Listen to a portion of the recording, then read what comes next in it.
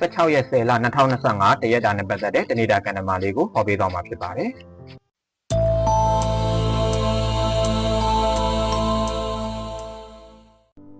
အချို့သောဆက်ဆံရေးတွေအဆုံးသတ်မယ်အချို့သောသူတွေနဲ့အချို့သောအရာတွေကကိုယ့်ဘဝထဲကနေအပြီးတိုင်းပြောက်ကွယ်သွားဖို့ရှိတယ်လုံးလက်စအလုပ်တွေကိုအဆုံးသတ်ပြီးအသက်တပံပြန်စားရတတ်တယ်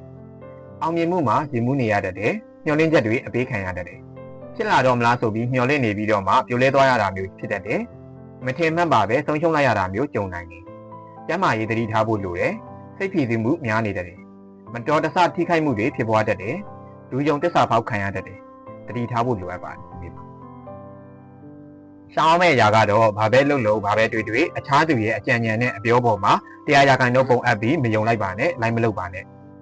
ရှောင်းမဲ့ຢာကတော့ကိုကိုကာကွယ်နိုင်မှုဂရုစိုက်ဖို့လိုပါတယ်ကိုကိုပြန်ပြီးဂရုစိုက်ပေးပါလက်ကင်းနံပါတ်နဲ့ Universe Message ကိုဗီဒီယိုရဲ့အဆုံးသတ်မှာထည့်ပေးထားပါတယ်ဒီနေ့ဒါလုံးအစီအမံချုံဝေးကြပါစေဗီဒီယိုကိုဆုံးတဲ့အထိကြည့်ပေးတဲ့အတွက်ကြောင့်မို့လို့အားလုံးကိုကျေးဇူးတင်ပါတယ်